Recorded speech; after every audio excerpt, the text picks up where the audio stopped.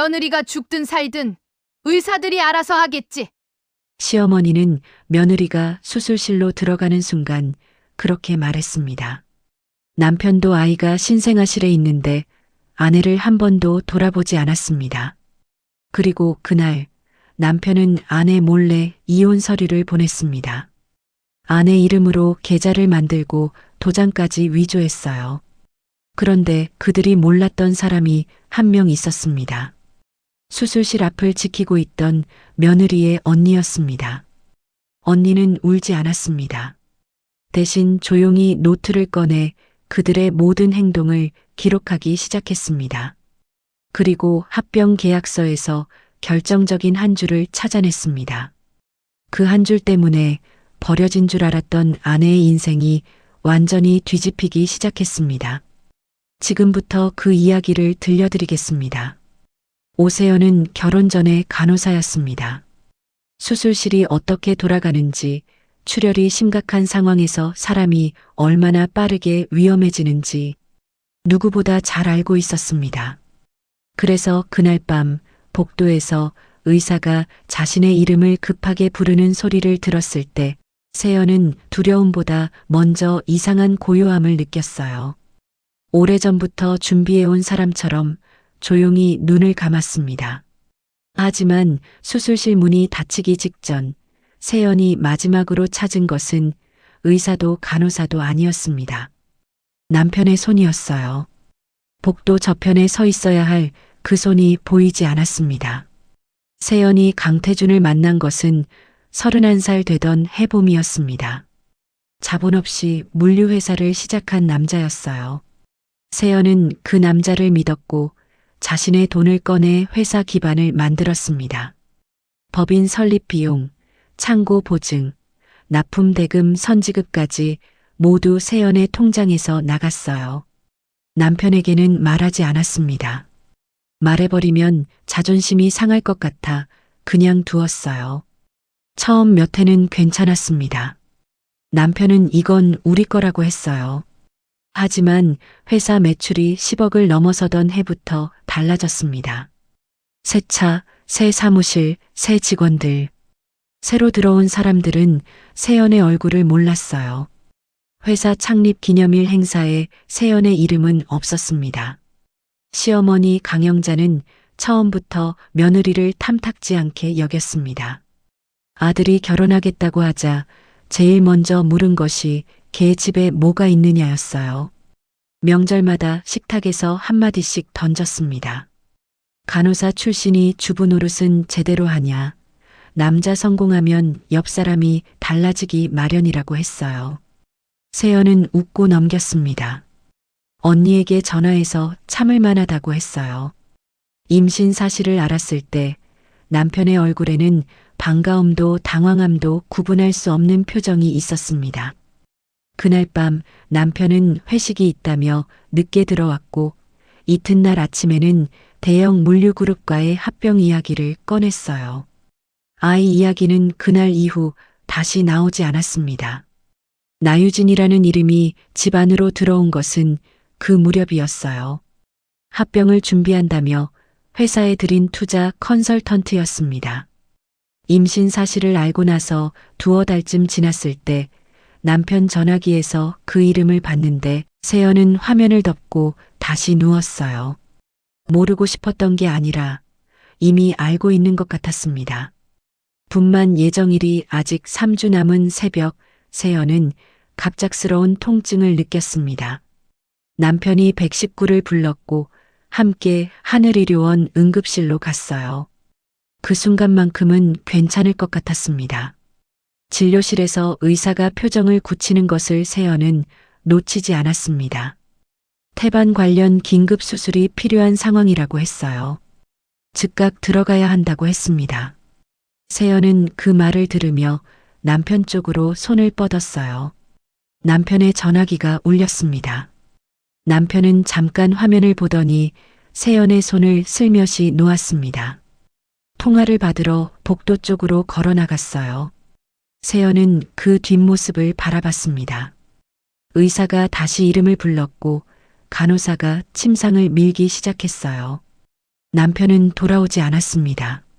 시어머니와 시누이 강민지가 도착한 것은 수술 준비가 시작되고 한참 뒤였습니다. 시어머니는 복도 끝에서 아들과 짤막하게 대화를 나눴어요. 세연은 침상 위에서 그 목소리를 들었습니다. 수술 들어간다잖아요, 어머님. 시어머니가 잠깐 입을 닫더니 짧게 말했습니다. 의사들이 알아서 하겠지. 시누이 민지가 작게 웃는 소리가 들렸어요. 엘리베이터 버튼 누르는 소리가 났고 세 사람의 발소리가 멀어졌습니다. 시어머니는 나가면서 병실 문을 당겨 닫았어요. 세연은 혼자였습니다. 수술실 조명이 눈 위로 쏟아졌고 차가운 공기가 코끝을 스쳤습니다. 세연은 천장을 올려다보며 한 가지 생각만 했어요. 버텨야 한다고. 이유는 몰랐습니다. 그냥 아직은 안 된다고 생각했습니다. 그리고 의식이 끊겼습니다. 남편이 그날 밤 어디 있었는지는 나중에야 알게 됐습니다. 하지만 그날 복도에서 나눈 말 한마디는 담당 간호사가 며칠 뒤 세연에게 조심스럽게 전해줬어요. 의료진이 수술 준비를 서두르는 동안 엘리베이터에 오르기 직전 남편이 코트를 집어들며 한 말이었습니다. 살아나면 그때 연락해. 간호사는 그 자리에서 잠깐 굳었다고 했어요. 세연은 그 말을 듣고도 울지 않았습니다. 이미 알고 있던 것들이 이제야 소리를 얻어 나온 것 같았어요. 다만 손끝이 서늘해졌습니다. 딸이었습니다. 수술 후 신생아실로 옮겨진 아이는 작고 조용한 딸이었어요. 세연은 그 사실을 이튿날 간호사에게 들었습니다. 혼자서 들었어요. 그것이 세연이 무너지지 않기로 결심한 순간이었습니다.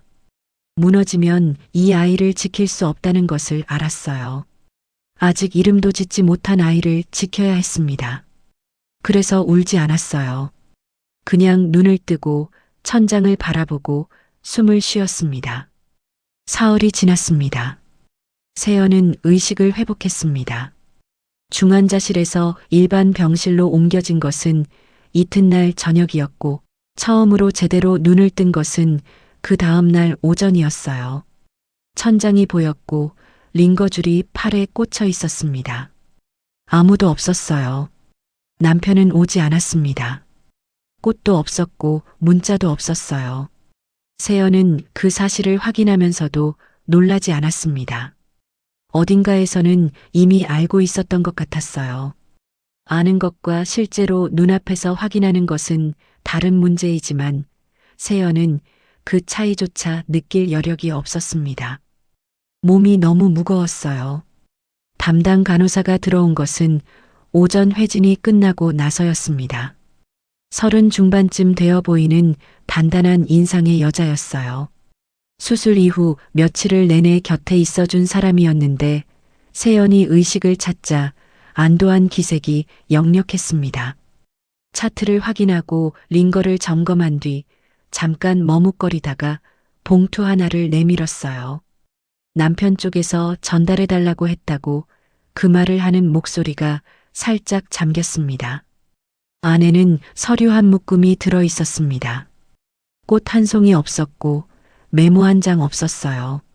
서류 첫 장 상단에 이혼 합의서라고 적혀 있었습니다. 남편의 서명이 이미 들어가 있었어요. 날짜를 확인했습니다. 세연이 수술대 위에 누워있던 바로 그날이었습니다. 세연은 서류를 한 장 한 장 넘겼습니다. 손이 떨리지 않았어요. 뭔가 잘못 읽은 건 아닐까 싶어 날짜를 한 번 더 봤습니다. 역시 같은 날이었어요. 세연이 수술실에 누워있던 그 시간에 남편은 이혼 서류에 서명하고 있었다는 뜻이었습니다. 세연은 그것을 덮었어요. 그리고 핸드폰을 달라고 했습니다. 전화를 건 것은 언니였습니다. 어머니가 세연이 12살 때 돌아가신 뒤로 언니 오미래는 언제나 세연의 첫 번째 연락처였어요. 회계법인 세무사로 일하는 사람이었는데 세연의 전화만큼은 두 번째 벨이 울리기 전에 받는 사람이었습니다. 전화기 너머로 언니의 목소리가 들렸습니다. 세연이 봉투 얘기를 꺼내자 잠깐 침묵이 흘렀어요. 그 침묵이 길지 않았지만 세연은 그 안에서 언니가 무언가를 참고 있다는 것을 알 수 있었습니다. 서명하지 마. 지금 당장은 아무것도 서명하지 마. 언니의 목소리는 단호했어요. 세연이 입을 열기도 전에 언니가 먼저 말했습니다. 오늘 오후에 간다고 그때까지 절대 펜을 들지 말라고 했어요. 전화를 끊고 세연은 천장을 봤습니다. 그제야 눈물이 한 줄기 흘렀어요. 울고 싶어서가 아니라 몸이 먼저 반응했습니다. 담당 간호사가 물을 가져다 주며 잠깐 곁에 앉았습니다. 원래 환자 옆에 오래 머무르는 사람이 아니었는데 그날은 달랐어요. 조금 망설이다가 조심스럽게 말을 꺼냈습니다. 며칠 전 병원 측으로 공문이 한 통 왔었다고 했어요. 남편 쪽 법률 대리인 명의였는데 세연의 정신적 상태가 불안정하다는 내용이었다고 했습니다. 세연이 의식을 회복하더라도 의료 관련 결정은 가족이 대리해야 한다는 내용이 포함되어 있었어요. 세연은 그 말을 들으며 서류를 다시 봤습니다. 수술 당일 서명한 이혼 합의서, 그리고 의식도 돌아오기 전에 보낸 법률 공문. 남편은 세연이 살아날지 죽을지도 모르는 상태에서 이미 두 가지를 동시에 진행하고 있었습니다. 살아나도 이혼을 처리하고 의료 판단도 자기 쪽에서 통제하겠다는 것이었어요.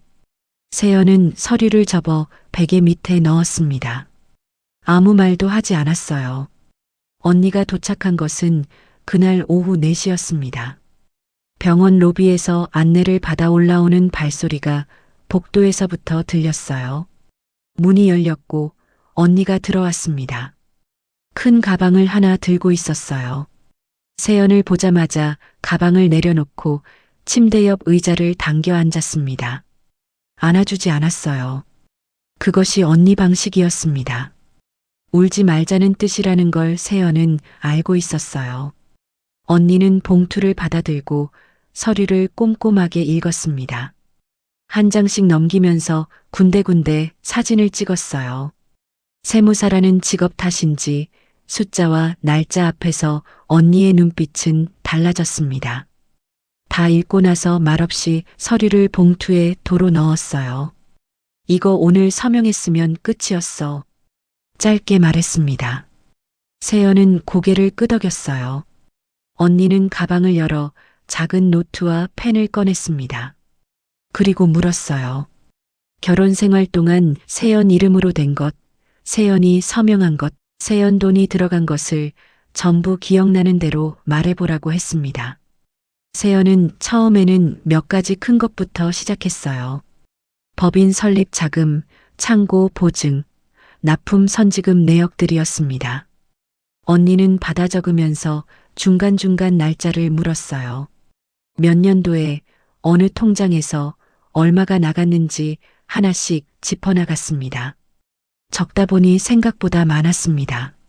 세연이 미처 떠올리지 못했던 것들도 언니가 질문을 던지면 기억이 살아났어요. 어느 해 명절 전에 갑자기 운전자금이 부족하다고 해서 아버지 적금을 깼던 일, 거래처 대표를 접대하는 비용을 자기 카드로 냈던 일, 남편 사업 초기에 사무용품 비용까지 세연 통장에서 나갔던 일들이 하나씩 떠올랐습니다. 노트 한 장이 채워지고 2장째로 넘어갔어요. 언니는 마지막으로 펜을 내려놓으며 한 가지를 물었습니다. 아버지 유산 관련해서 받은 서류나 연락이 있었냐고요. 세연은 고개를 저었습니다.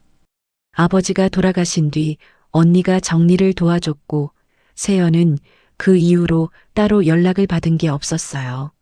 아버지 재산이라고 해봤자 작은 적금 몇 개뿐이라고 생각하고 있었습니다. 언니는 그 말에 잠깐 표정을 멈췄습니다. 뭔가를 떠올리는 것 같았어요. 그러다 다시 노트를 펴며 아버지가 거래하던 법무법인 이름을 아냐고 물었습니다. 세연은 모른다고 했어요. 언니는 알겠다며 고개를 끄덕였습니다. 더 이상 그 이야기를 꺼내지 않았어요. 그날 밤 언니는 병실에서 나가지 않았습니다. 보호자 침대를 펴고 누웠어요. 불을 끄고 나서 어둠 속에서 언니가 말했습니다. 서류는 내가 가지고 있을게. 세연은 그 말만 들었습니다. 대답 대신 눈을 감았어요. 신생아실에 있는 딸이 떠올랐습니다. 아직 이름을 짓지 못한 아이였어요. 남편도 시어머니도 아무도 신생아실에 가지 않았다는 것을 간호사에게서 들었습니다. 세연은 눈을 뜨고 천장을 봤어요. 내일은 아이를 안아봐야겠다고 생각했습니다. 그것만 생각했어요. 그게 지금 세연이 할 수 있는 전부였습니다. 언니는 도착한 날부터 이틀을 병실에서 보냈습니다. 낮에는 노트북을 열고 작업을 했고 세연이 잠들면 통화를 했어요. 세연이 눈을 감고 있는 동안에도 언니의 목소리가 낮게 들렸습니다. 숫자를 읽는 말투였어요. 공개된 법인 등기 자료와 세연이 적어준 거래 내역서를 대조하는 것 같았는데 세연은 묻지 않았습니다. 언니가 움직이고 있다는 것만으로 충분했어요. 언니가 도착한 지 사흘째 되던 날 오전, 언니가 의자를 당겨 세연 침대 옆에 바짝 앉았습니다. 노트북 화면을 세연 쪽으로 돌렸어요. 표 하나가 열려 있었습니다. 월별 이체 내역이었어요. 강림로지스틱스 법인 계좌에서 매달 빠져나가는 정기 이체가 한 항목 있었습니다. 금액이 적지 않았어요. 그런데 수신 계좌의 예금 주명이 이상했습니다. 오세연이라고 적혀 있었어요. 세연의 이름이었습니다. 세연은 화면을 가까이 들여다봤습니다. 계좌번호가 낯설었어요. 자신이 쓰는 계좌가 아니었습니다. 언니에게 이 계좌 모른다고 했어요. 알아. 내가 만든 게 아니거든. 언니가 조용히 말했습니다. 이 계좌는 세연 명의로 개설되어 있지만 세연의 서명이 없다는 것, 개설 당시 제출된 서류에 세연의 인감이 찍혀 있지만 실제로 세연이 제출한 적은 없다는 것을 언니가 설명했습니다. 누군가가 세연의 이름과 인감을 이용해 계좌를 만들었다는 뜻이었어요. 언니는 손끝으로 화면 한 곳을 짚었습니다. 이 계좌로 들어온 돈이 이틀 안에 다시 다른 계좌로 빠져나갔다고 했어요. 2번을 거쳐 이동했는데 최종 수신처는 회사와 무관한 개인 계좌였습니다. 누군가에게 꾸준히 오랫동안 돈이 흘러가고 있었던 거예요. 세연은 숨을 고르고 물었습니다. 누구 계좌냐고요? 언니가 잠깐 입을 다물었습니다. 그건 아직 확인 중이야. 근데 세연아, 이것만이 아니야. 언니가 다음 탭을 열었습니다. 강림로지스틱스 법인 등기 관련 서류였어요. 세연이 결혼 초 법인 설립을 도우면서 이사로 이름을 올렸던 사실은 알고 있었습니다. 당시 명목상의 역할이라고 했어요. 세연도 그렇게 알고 있었습니다. 그런데 그 이후로 수년에 걸쳐 법인 관련 서류 몇 건에 세연의 인감이 쓰인 흔적이 있었어요. 담보 제공 동의서, 채무 보증 관련 각서, 자산양도 관련 서류였습니다. 세연은 그중 어느 것도 서명하거나 도장을 찍은 기억이 없었어요. 세연의 손이 차가워졌습니다. 언니가 노트북을 덮으며 말했어요. 이거 사기야. 법적으로 명확한 사기. 언니가 말했어요. 내가 몰랐어도 내 이름이 올라가 있으면 문제가 생겨. 근데 위조라는 게 증명되면 그걸 지시한 사람이 책임져야 해. 세연의 반응을 기다리지 않고 언니가 바로 다음 말을 했습니다. 아버지가 거래하던 법무법인을 찾아봤다고 했어요. 한정법률사무소라는 곳이었습니다. 대표 변호사는 한정훈이라는 사람이었어요. 아버지가 살아계실 때부터 오랫동안 거래한 법인이라고 했습니다. 언니가 연락을 해봤는데 한정훈 변호사 쪽에서 세연이 회복되면 꼭 한번 만나고 싶다는 답이 왔다고 했어요. 자신이 보관하고 있는 서류가 있다는 말과 함께였습니다. 세연은 그 말을 듣고 잠깐 멍했습니다. 아버지가 거래하던 법무법인이라면 아버지 유산과 관련된 무언가일 수 있었어요. 그런데 아버지가 남긴 재산은 작은 적금 몇 개뿐이라고 생각했는데 변호사가 보관 중인 서류가 있다는 것이 이해되지 않았습니다. 언니에게 물었더니 자기도 정확하게는 모른다고 했어요. 만나봐야 안다고 했습니다. 그날 오후에 아이를 처음으로 안았습니다. 간호사가 신생아실에서 데려다 줬어요. 세연은 침대에 앉아 팔을 뻗었고 아이가 품에 안겼습니다. 작고 따뜻했어요. 눈을 꼭 감은 채였습니다. 세연은 아이 얼굴을 한참 들여다봤어요. 아무 말도 하지 않았습니다. 언니는 조용히 자리를 피해줬어요. 그 순간만큼은 서류도 계좌도 인감도 없었습니다. 작고 따뜻한 무게만 있었어요. 언니가 돌아온 것은 아이를 신생아실로 돌려보내고 나서였습니다. 의자를 당겨 앉으며 말했어요. 확인해 봤더니 세연 명의로 된 페이퍼 컴퍼니가 한 곳 더 있다고 했습니다. 이미 폐업된 상태였는데 존재했던 기간 동안 강림로지스틱스와 수차례 거래를 했어요. 세연은 그 회사 이름을 들어본 적도 없었습니다. 언니는 그 내용을 정리한 파일을 저장하며 말했습니다. 세연아, 내 이름이 꽤 많은데 쓰였어. 내가 모르는 사이에. 세연은 그 말을 천천히 씹었습니다. 자신의 이름이 쓰였다는 것, 자신이 모르는 사이에, 자신이 허락하지 않은 곳에. 그 사실이 분노보다 먼저 기이하게 느껴졌어요. 오랫동안 남편 뒤에서 이 회사를 바쳐온 사람이 자신인데 그 이름이 정작 자신이 모르는 방식으로 쓰이고 있었다는 것이요. 언니가 파일을 덮으며 마지막으로 말했습니다. 한정훈 변호사를 퇴원하는 날 바로 만나러 가자고 했어요. 가기 전에 몸을 좀 더 추스르고 머릿속에서 기억나는 것들을 최대한 더 정리해 두라고 했습니다. 세연은 고개를 끄덕였습니다. 그리고 노트를 달라고 했어요. 직접 적겠다고 했습니다. 언니가 새 노트를 건넸어요. 세연은 첫 장을 펴고 펜을 들었습니다. 기억나는 것들을 하나씩 쓰기 시작했어요. 손이 떨리지 않았습니다. 아까 아이를 안았던 손이었어요.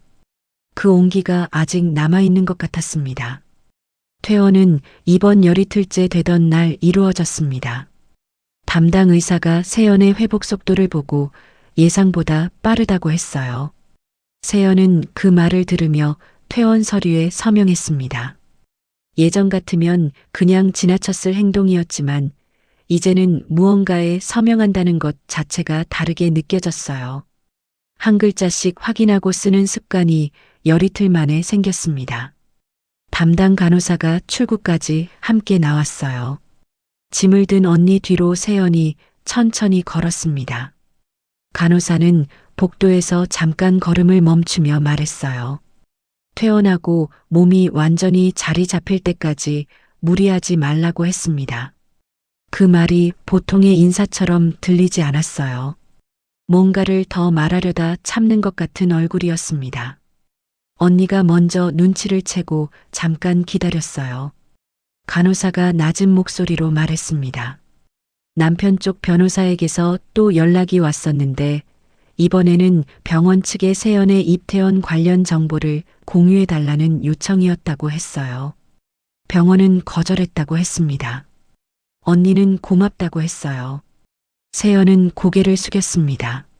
한정법률사무소는 도심 외곽 조용한 건물 3층에 있었습니다.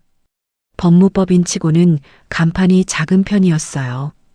엘리베이터에서 내리면 바로 접수 창구가 보였고 직원 2명이 자리를 지키고 있었습니다.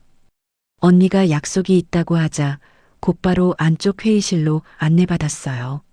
한정훈 변호사는 60 초반으로 보이는 사람이었습니다. 머리가 반쯤 새어 있었고 인상이 조용했어요. 세연과 언니를 보자 자리에서 일어나 악수를 청했습니다. 앉으면서 세연의 얼굴을 한번 봤어요. 오랫동안 기다렸다는 표정이었습니다. 변호사는 서류 봉투를 하나 꺼내 테이블 위에 올려놓았습니다. 열기 전에 먼저 이야기를 해야 할 것이 있다며 설명을 시작했어요. 세연의 아버지가 살아있을 때 한정훈 변호사와 거래를 해온 것은 사실이었습니다. 단순한 법률 자문이 아니었어요. 아버지는 오성자산신탁이라는 이름의 사모신탁을 설립해 두었다고 했습니다.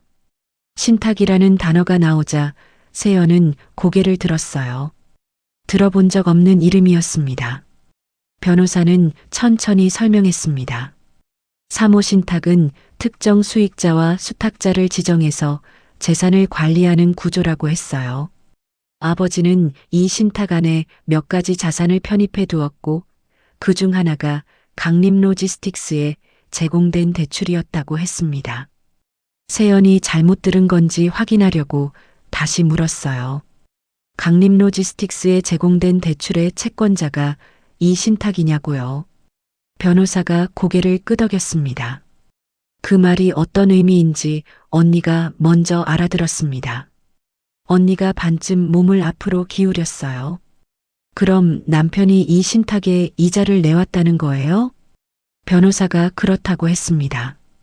수년간이었다고 했어요. 남편은 그 대출을 처리해 준 곳이 어딘지, 최종적으로 누가 채권자인지 정확히 알지 못했다고 했습니다.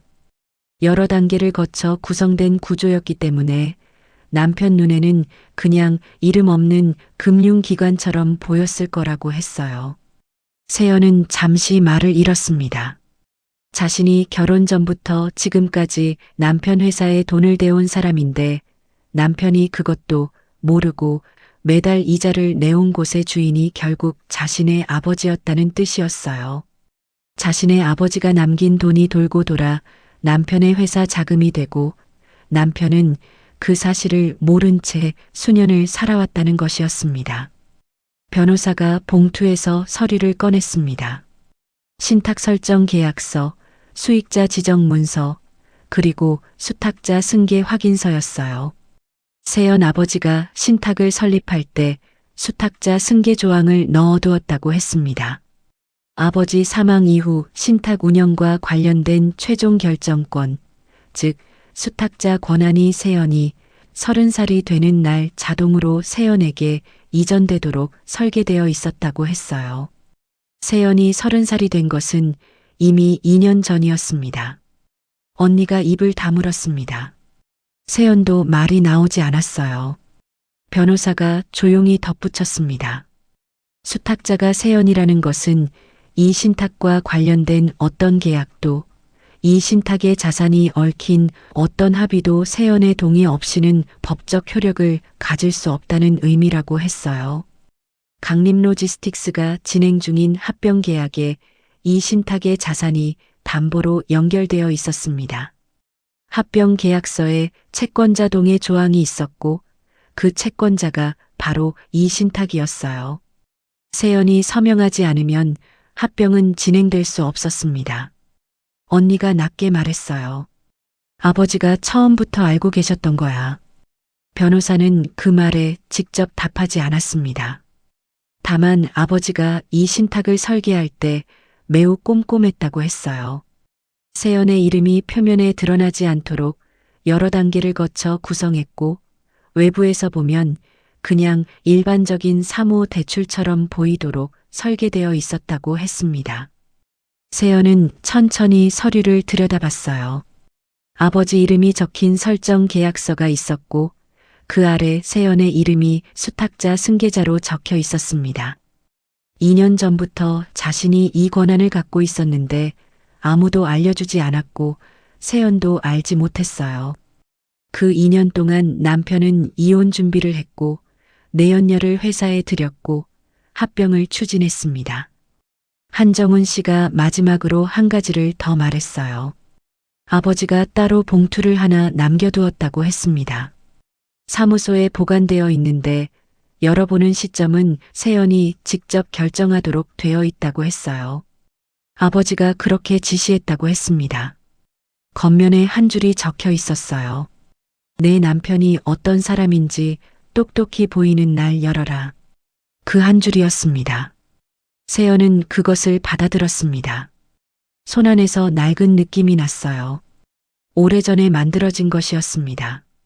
아버지가 자신이 살아있을 때 이미 이 순간을 생각하고 있었다는 뜻이었어요. 언니가 세연의 손 위에 자기 손을 올렸습니다. 아무 말도 하지 않았어요. 세연도 말하지 않았습니다. 봉투를 품에 안았습니다. 아직 열지 않았어요. 오늘은 아니었습니다. 하지만 언젠가는 열 날이 올 것이라는 것을 세연은 이 순간 처음으로 확신했습니다. 사무소를 나온 뒤 세연은 언니 집으로 갔습니다. 부부 공동명의 아파트 열쇠는 가방 안에 있었지만 손이 그쪽으로 가지 않았어요. 그 집에서 자신의 것이 얼마만큼인지 지금은 알 수 없었고 알기 전에 들어가고 싶지 않았습니다. 언니 집에서의 첫날 밤은 조용하게 지나갔습니다. 방 2개짜리 작은 아파트였어요. 언니는 세연에게 큰 방을 내줬고 말없이 침구를 갈아줬습니다. 언니는 아이 용품을 사기 위해 이틀 연속 대형마트를 다녀왔습니다. 세연은 그 사이 아이를 안고 있었어요. 아이 이름은 결혼하기 전부터 생각해 두었던 이름으로 지었습니다. 남편이 의견을 내지 않았기 때문에 세연 혼자 정했어요. 서류는 언니가 대신 구청에 제출해줬습니다. 그 무렵 언니와 한정훈 변호사는 인감위조건과 페이퍼 컴퍼니 관련 자료를 계속 수집하고 있었습니다. 세연은 그 과정에 직접 뛰어들지는 않았어요. 태어난 지 얼마 되지 않아 몸이 아직 완전하지 않았고 무엇보다 아이에게서 눈을 떼고 싶지 않았습니다. 언니가 숫자를 들고 오면 확인해주고 기억을 물으면 답해주는 방식으로 협력했어요. 남편 쪽에서 합병 서명 날짜를 앞당겼다는 것을 언니가 확인한 것은 그 주 중반이었습니다. 원래 일정보다 열흘 정도 앞당긴 것이었어요. 서두르는 이유가 있다는 뜻이었습니다. 언니는 그 정보를 변호사에게 전달했고 세 사람이 짧게 통화를 했어요. 남은 시간을 역산해서 준비를 속도에 맞게 조정했습니다. 서류가 도착한 것은 그로부터 사흘 뒤였습니다. 등기 우편이었어요. 수신인은 오세연이었고 발신인이 낯선 법무법인 이름이었습니다. 나중에 안 사실이지만 남편 측 변호인이 세연의 주민등록 열람을 통해 언니 집 주소를 확보한 것이었어요. 언니가 먼저 가져와서 열어봤어요. 세연이 아이를 눕히고 다가가자 언니가 서류를 내밀며 읽어보라고 했습니다. 법원에 제출된 신청서 사본이었습니다. 미성년자 긴급 양육권 신청이었어요. 신청인은 남편이었고 신청 이유가 빼곡하게 적혀 있었습니다. 세연은 읽기 시작했습니다. 처음 2줄에서 손이 멈췄어요.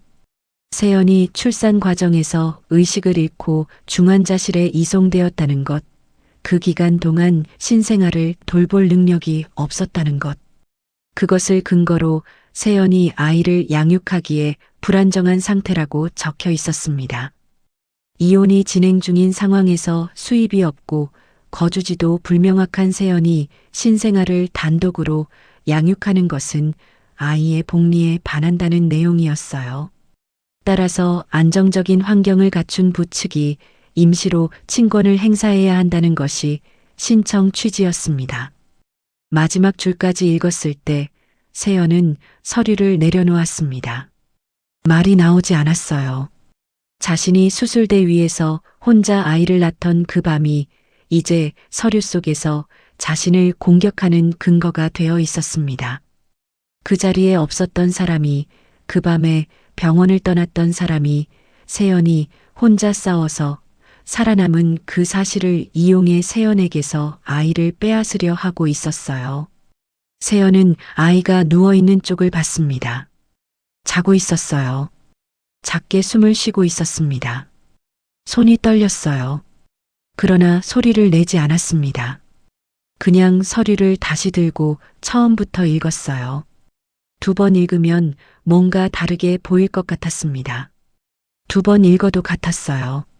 세연이 그 고비를 넘긴 그날이 자신에게 불리한 증거가 되어 있었습니다.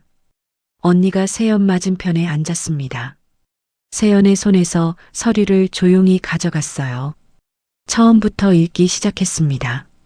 중간에 한번 멈추더니 다시 읽었어요. 다 읽고 나서 서류를 테이블 위에 펼쳐놓은 채 말했습니다. 이거 이길 수 있어. 세연이 언니를 봤습니다. 언니가 설명했어요. 신청서에 적힌 세연의 상태, 수입 없음, 거주지, 불명확, 정신적 불안정 이 세 가지를 하나씩 반박하면 된다고 했습니다. 수입은 신탁수탁자로서 재산권을 갖고 있다는 사실로 대응할 수 있었어요. 거주지는 현재 언니 집에 안정적으로 거주 중이라는 것을 증명하면 됐습니다. 가장 핵심인 정신적 불안정 주장은 수술 당일 의료 기록이 모든 것을 말해줄 것이라고 했어요. 세연이 정신적으로 불안정했다면, 의식을 잃은 상태였다면 그날 병원에 있어야 할 사람은 세연만이 아니었다고 했습니다. 그 밤 실제로 자리를 지킨 사람과 자리를 떠난 사람이 기록으로 남아있을 것이라고 했어요. 그 말이 끝나기 전에 세연의 전화기가 울렸습니다. 담당 간호사였어요. 세연이 받자 간호사가 조심스럽게 말을 꺼냈습니다. 오늘 병원 측으로 법원에서 연락이 왔는데 세연의 수술 당일 의료 기록과 보호자 출입 기록에 대한 자료 제출 요청이 들어왔다고 했어요. 병원은 법원 명령 없이는 응할 수 없다고 했다고 했습니다. 그리고 잠깐 멈췄다가 간호사가 말했어요. 그날 수술실 기록은 다 있습니다. 보호자 출입 기록도요. 제가 증인이 될 수 있어요. 세연은 그 말을 들으며 눈을 감았습니다. 오래 감고 있지 않았어요. 눈을 뜨고 고맙다고 했습니다.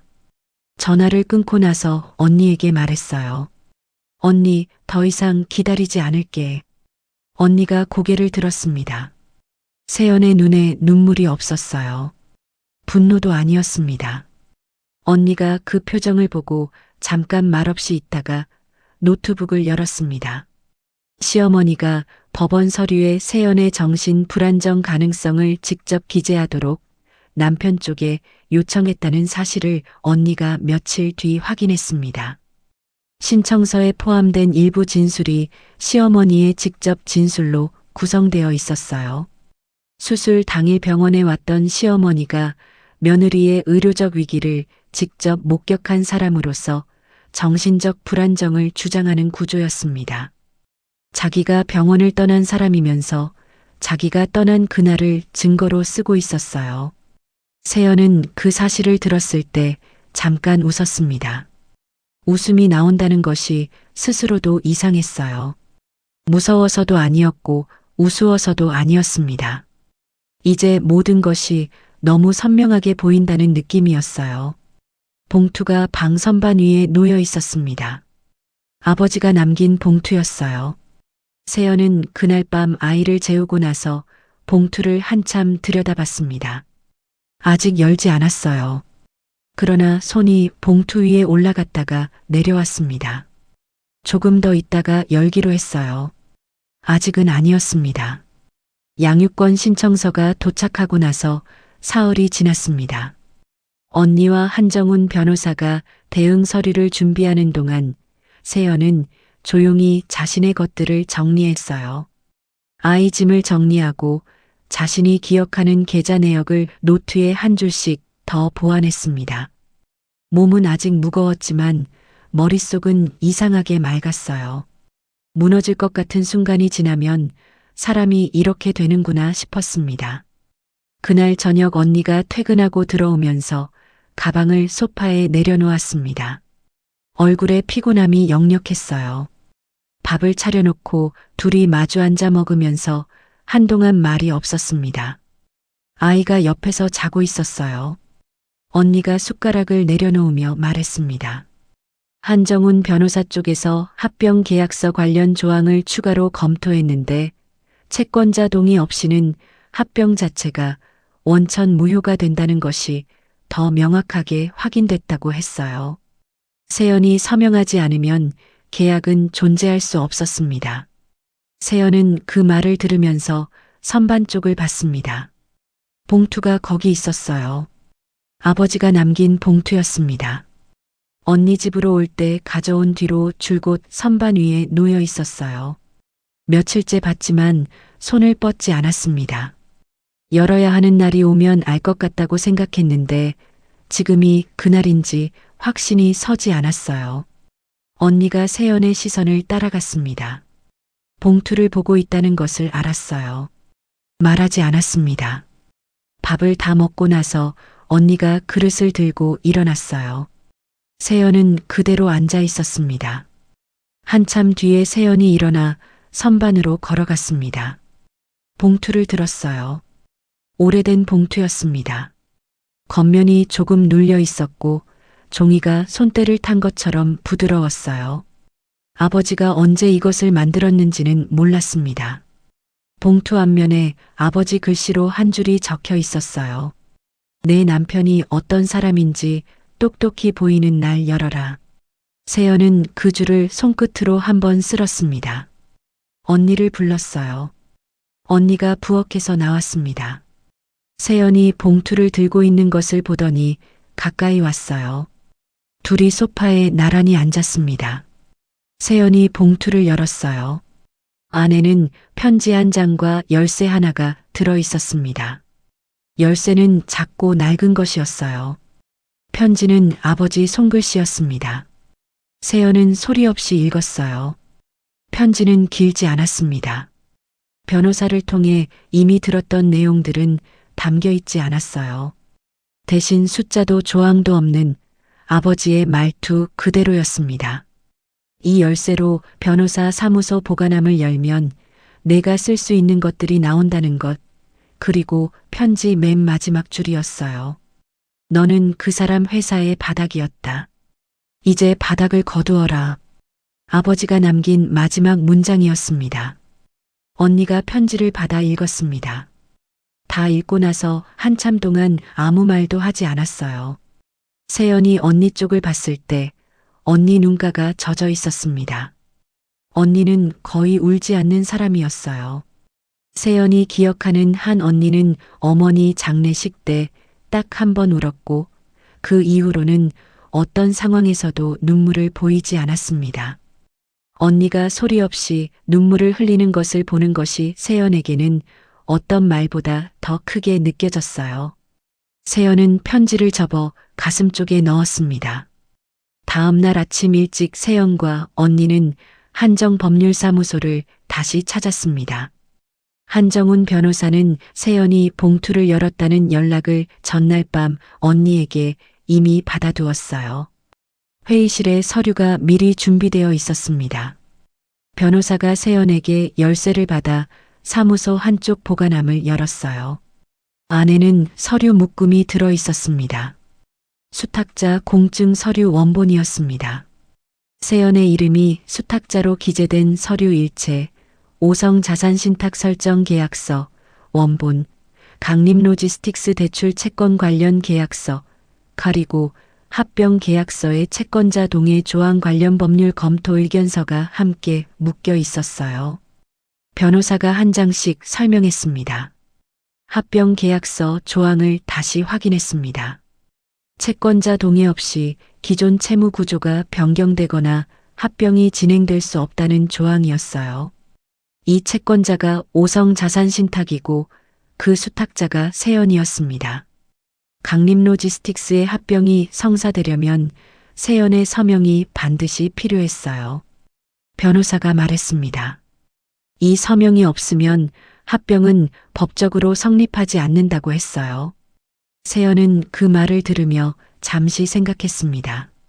남편이 합병을 추진하면서 이혼 서류를 먼저 꺼내든 것, 합병 서명 날짜를 앞당긴 것, 양육권 신청을 동시에 진행한 것이 하나의 그림처럼 이어졌어요. 빠르게 세연을 법적으로 무력화시켜 놓고 세연이 무언가를 알아차리기 전에 합병을 끝내려 했던 것이었습니다. 세연이 수탁자라는 사실을 남편은 몰랐어요. 알았다면 이렇게 움직이지 않았을 것이었습니다. 언니가 말했습니다. 서명 갈라가 언제야? 변호사가 날짜를 확인했습니다. 닷새 뒤였어요. 세연이 변호사를 봤습니다. 그 자리에 가야겠다고 했어요. 서류를 직접 들고 가겠다고 했습니다. 변호사가 잠깐 세연의 얼굴을 봤어요. 몸 상태를 걱정하는 눈빛이었습니다. 세연이 먼저 말했어요. 괜찮다고 했습니다. 목소리가 흔들리지 않았어요. 언니가 옆에서 말했습니다. 나도 같이 간다. 변호사가 준비하겠다고 했습니다. 세연은 자리에서 일어났어요. 회의실 창 너머로 오후 햇볕이 들어오고 있었습니다. 세연은 그 빛 안에 잠깐 서 있었어요. 아버지 편지를 가슴 쪽 안주머니에 넣어뒀습니다. 가볍지 않았어요. 그러나 무겁지도 않았습니다.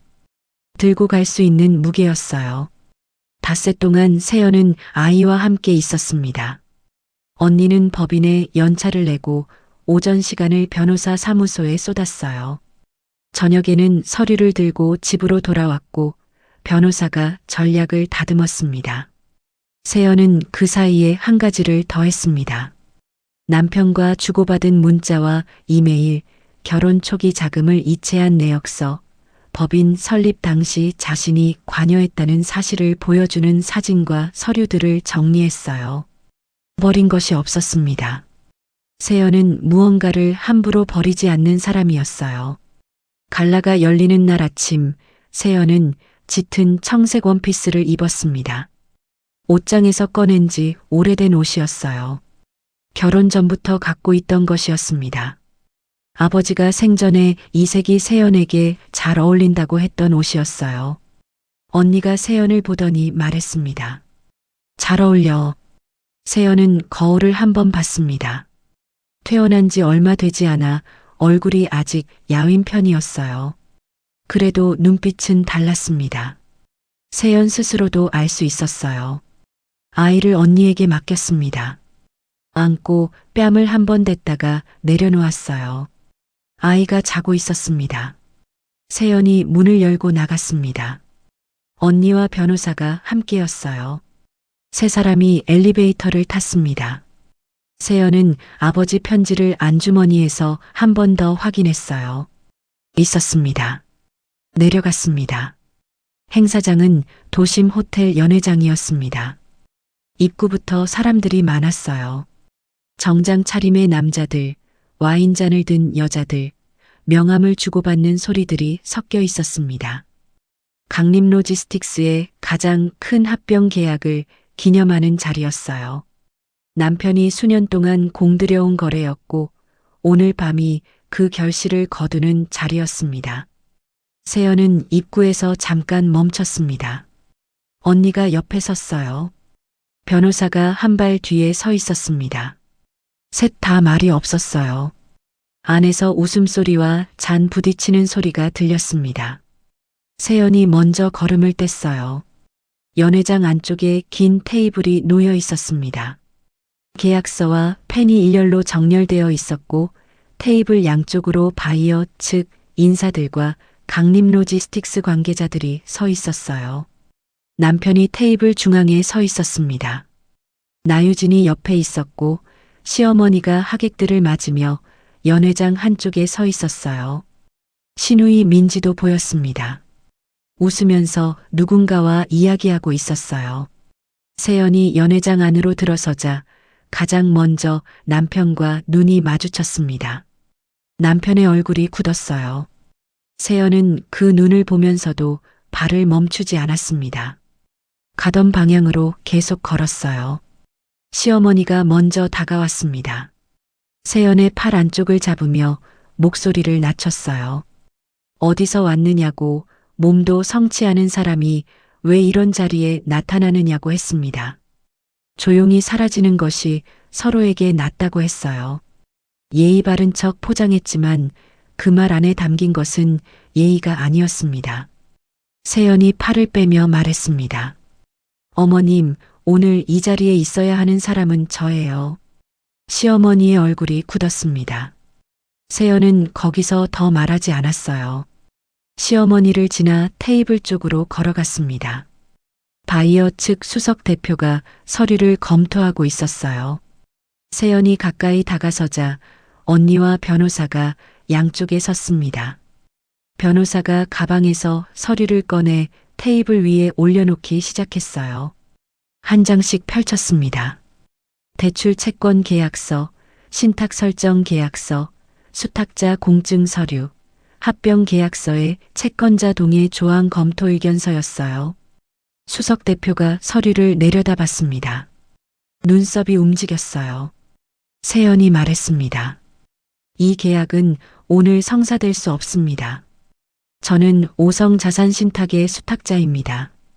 세연이 잠깐 멈췄다가 말을 이었어요. 이 신탁이 강림로지스틱스의 주요 채권자입니다. 합병 계약서에는 채권자 동의 없이 계약이 성립하지 않는다는 조항이 명기되어 있고 그 서명권은 저에게 있습니다. 연 회장이 조용해졌습니다. 잔 부딪히는 소리가 멈췄어요. 사람들이 테이블 쪽을 봤습니다. 남편이 앞으로 나왔습니다. 목소리가 낮고 빠르게 나왔어요. 세연이 무슨 말을 하는 건지 모르겠다고 했습니다. 신탁이니 수탁자니 하는 말을 모른다고 했어요. 세연이 잘못 알고 있다고 했습니다. 변호사가 서류를 수석 대표 앞으로 밀었습니다. 한 장씩 설명했어요. 대출 채권의 최종 귀속처가 오성 자산신탁이라는 것, 수탁자 승계 공증이 2년 전에 이미 완료되었다는 것, 합병 계약서에 채권자 동의 없이는 계약이 성립하지 않는다는 조항이 명기되어 있다는 것이었습니다. 수석 대표가 서류를 들어 직접 읽기 시작했어요. 나유진이 입을 열었습니다. 세연이 정신적으로 불안정하다고 했어요. 출산 직후 병원에서 퇴원한 지 얼마 되지 않은 사람이라고 했습니다. 이런 중요한 자리에서 근거 없는 주장을 하는 것이라고 했어요. 세연이 나유진을 봤습니다. 한 박자 멈췄다가 말했어요. 그 힘겨운 밤에 병원에 없었던 분들이 지금 이 자리에 많이 서 계시네요. 연 회장 안에 다시 침묵이 내려앉았습니다. 그때 나유진이 움직였습니다. 남편 쪽으로 가는 것이 아니었어요. 반대쪽으로 한 발 물러섰습니다. 핸드백을 열더니 작은 녹음기를 꺼냈어요. 테이블 위에 올려놓았습니다. 목소리가 달라져 있었습니다. 아까까지와는 전혀 다른 말투였어요. 저는 이 자리에서 협조 의사를 밝힙니다. 제가 보관하고 있는 녹음 파일이 있습니다. 강림로지스틱스 대표가 서류 위조를 직접 지시하는 내용이 담겨 있어요. 세연 씨 이름으로 된 계좌 개설과 인감 위조를 지시하는 내용도 포함되어 있습니다. 남편이 나유진을 봤습니다. 말이 나오지 않는 것 같았어요. 나유진이 남편에게 시선을 돌렸습니다. 감정이 없는 목소리로 말했어요. 저는 처음부터 당신 편이 아니었어요. 연 회장이 완전히 조용해졌습니다. 수석 대표가 서류에서 눈을 들어 남편을 봤어요. 옆에 있던 바이어 측 인사들이 서로를 봤습니다. 누군가 외투를 집어들었어요. 시어머니가 아들 쪽으로 걸어왔습니다. 아들의 팔을 잡으며 낮게 불렀어요. 태준아 하고 불렀습니다. 그 한마디 안에 오늘 밤 처음으로 균열이 생겼어요. 늘 단단하고 차갑게 굴던 시어머니의 목소리가 흔들렸습니다. 변호사가 추가 서류를 수석 대표에게 건넸습니다. 세연명의 계좌 관련 위조 정황 서류와 페이퍼 컴퍼니 거래 내역이었어요. 법적으로 이것은 문서 위조 및 행사에 해당하는 사안이라고 변호사가 조용하게 말했습니다. 법적 조치 대상이 될 수 있다고 했어요. 바이어 측 수석 대표가 서류를 가방에 넣었습니다. 서명은 오늘 할 수 없다고 했어요. 법률 검토가 필요하다고 했습니다. 짤막하게 말하고 돌아섰어요. 거래처 쪽에 서 있던 협력사 대표 한 명이 남편에게 다가와 명함을 돌려줬습니다. 말없이 건넸어요. 그게 무슨 의미인지 그 자리에 있는 사람이라면 누구나 알 수 있었습니다. 남편이 세연을 봤습니다. 무언가를 말하려는 것 같았어요. 목소리가 나오지 않는 것 같았습니다. 세연이 먼저 말했습니다. 당신이 나를 병원에 두고 떠나던 날, 당신은 내 서명을 기다리고 있었던 거예요. 그 서명, 저 오늘 안 합니다. 세연은 테이블 위에 은색 펜을 한번 봤습니다. 들지 않았어요. 내려다보다가 그냥 내려놓은 채로 뒤돌아섰습니다. 언니가 옆에 있었어요. 변호사가 서류를 챙겼습니다.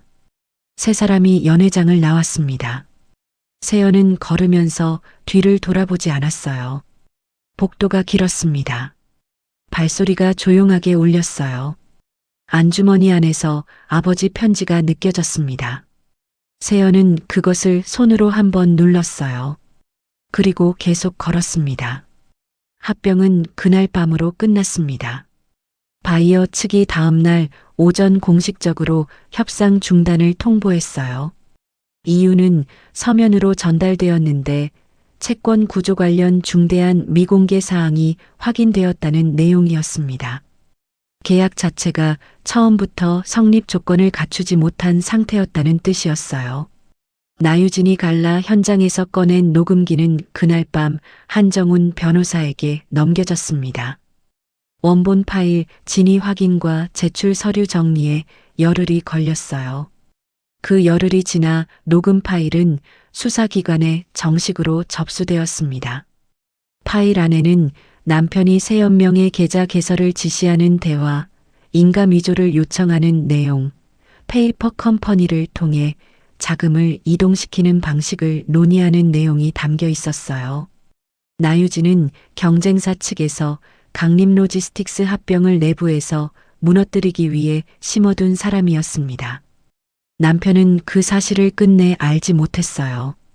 자신이 이용한 줄 알았던 사람에게 자신이 이용당했습니다. 한정훈 변호사가 세연 이름으로 법적 고발을 접수했습니다. 문서 위조 및 행사, 인감 위조, 타인명의 계좌 불법 개설이었어요. 수사가 시작되자 남편 측 변호인이 자진 출석을 권유했고 남편은 출석하면서 여권을 반납했습니다. 해외 출국이 제한되었어요. 강림로지스틱스는 합병이 무산된 직후 급격하게 흔들렸습니다. 합병이 성사될 것을 전제로 끌어다 쓴 운전자금 상환 일정이 맞지 않기 시작했고 그것이 알려지자 거래처 계약 몇 건이 연달아 해지 통보를 보내왔어요. 직원들 사이에서 소문이 퍼졌고 회사는 2달이 채 되지 않아 법정 관리를 신청했습니다. 세연이 돈을 댔고 세연의 이름이 뒤에서 바쳤던 그 회사가 세연의 서명 하나 없이는 서 있을 수 없다는 것이 밝혀진 뒤로 빠르게 주저앉았어요. 양육권 신청은 법원에서 기각되었습니다. 기각 이유가 꽤 길었어요. 수술 당일 의료 기록, 보호자 출입 기록, 담당 간호사의 진술, 세연이 수탁자로서 보유한 재산 관련 서류, 현재 안정적인 주거지 확인서가 모두 제출되었습니다. 판사는 신청인 측이 근거로 제시한 세연의 의료적 위기가 오히려 당시 보호자의 부재를 보여주는 기록이라고 판단했어요. 그 밤이 결국 세연을 지키는 기록이 되었습니다. 기각 결정문을 받은 날 세연은 언니 집 거실에서 아이를 안고 있었어요. 언니가 결정문을 프린트해서 들고 왔습니다. 세연에게 건네며 읽어보라고 했어요. 세연이 한 장씩 넘겼습니다. 다 읽고 나서 아이 머리 위에 결정문을 내려놓았어요. 그러다 다시 집어들었습니다. 접어서 아버지 편지 옆에 함께 넣었어요. 시어머니에게서는 그 이후 몇 차례 연락이 왔습니다. 처음에는 사과가 담긴 듯한 내용이었어요. 나중에는 형사사건과 관련해서 세연이 고발을 취하해 줄 수 있느냐는 내용이 섞여 들어왔습니다. 세연은 답하지 않았어요. 언니가 연락처 차단을 도와줬습니다.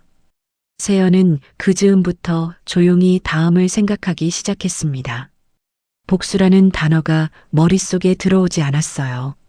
남편이 무너지는 것을 보면서 시원하다는 감정보다 이상하게 헛헛한 감정이 먼저 왔습니다.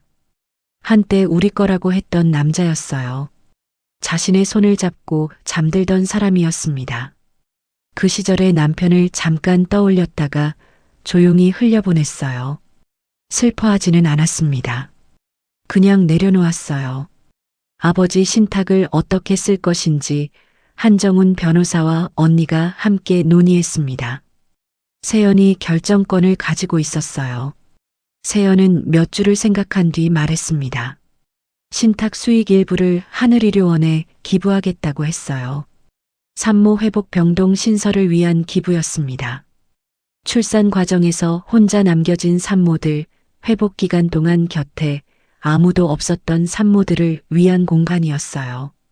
낮이고 밤이고 운영되는 병동이어야 한다고 했습니다. 세연이 그날 밤 혼자였던 것처럼 그 공간에서만큼은 아무도 혼자여서는 안 된다고 했어요. 언니가 듣다가 잠깐 고개를 숙였습니다. 다시 들었을 때 표정이 달라져 있었어요. 기부 외에도 재단을 하나 설립했습니다. 홀로 남겨진 산모와 미혼모를 위한 재단이었어요. 법률 지원, 주거 지원, 취업 연계 프로그램을 운영하는 작은 재단이었습니다. 언니가 이사장을 맡았어요.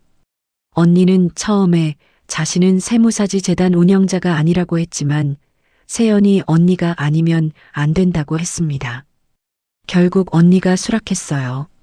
언니답게 수락하면서 조건을 달았는데 재단 회계는 자기가 직접 보겠다고 했습니다. 담당 간호사가 재단 개관 준비 소식을 듣고 연락해 왔습니다. 도움이 되고 싶다고 했어요. 마침 하늘의료원을 퇴직하고 쉬고 있던 참이라고 했습니다. 세연은 재단 첫 직원으로 함께 해달라고 했어요. 간호사가 잠깐 침묵하다가 그러겠다고 했습니다. 짧은 대답이었지만 목소리가 단단했어요. 병동과 재단 개관식은 같은 날 하늘의료원에서 열렸습니다. 조용한 행사였어요. 큰 식전 행사 없이 관계자들만 모였고 짧은 인사말이 있었습니다. 세연이 인사말을 했어요. 길게 준비하지 않았습니다. 종이 한 장도 들지 않았어요. 그냥 서서 말했습니다. 행사가 끝나고 세연이 아이를 안고 병동 입구를 걸어 들어가는데 어린 산모가 아기를 안고 복도에 서 있었습니다. 퉁퉁 부은 눈이었어요. 세연이 눈에 들어왔는지 산모가 먼저 말을 걸었습니다. 혹시 남편한테 버려진 분이 이걸 만드셨다는 게 사실이에요? 세연이 산모를 봤습니다. 아이를 안은 채로 잠깐 그 얼굴을 들여다봤어요. 버려진 게 아니에요. 내가 누군지 기억한 거예요. 산모가 고개를 끄덕였습니다. 눈물이 볼을 타고 흘렀어요. 세연은 손을 뻗어 산모의 아이 손을 살짝 잡았다가 놓았습니다. 더 이상 말하지 않았어요. 언니가 세연 옆으로 왔습니다. 말없이 손을 잡았어요. 세연도 말하지 않았습니다. 두 사람이 나란히 병동 안쪽으로 걸어 들어갔어요. 안주머니 안에 아버지 편지가 있었습니다. 세연은 걸으면서 그것을 손으로 한번 눌렀어요. 편지는 거기 있었습니다. 앞으로도 거기 있을 것이었어요. 세연은 계속 걸었습니다. 자신이 열어둔 문을 통해 자신이 지은 공간 안으로 딸을 안고 걸었습니다. 오늘 이야기 여기서 마무리됩니다. 세연이 딸을 안고 병동문을 걸어 들어가던 마지막 장면이 자꾸만 마음에 남아요. 그날 수술실에 혼자 들어갔던 사람이 이제는 자신이 지은 공간 문을 직접 열고 들어가는 거잖아요. 뒤돌아보지 않았습니다. 그냥 앞을 보고 걸었어요. 이 이야기를 준비하면서 저는 이런 생각이 계속 들었어요. 사람이 가장 단단해지는 건 누군가 지켜줄 때가 아니라 아무도 없을 때 혼자 버텼던 그 시간들 때문인 것 같다고요. 세연에게는 그 시간이 있었고 그 곁에 언니가 있었습니다. 화내지 않아도 됐어요. 그냥 그 자리에 있어주는 것만으로 충분했거든요. 오늘도 끝까지 함께 해주셔서 진심으로 감사드립니다. 구독과 좋아요 눌러주시면 다음 이야기도 꼭 들고 오겠습니다. 사연밤이었습니다.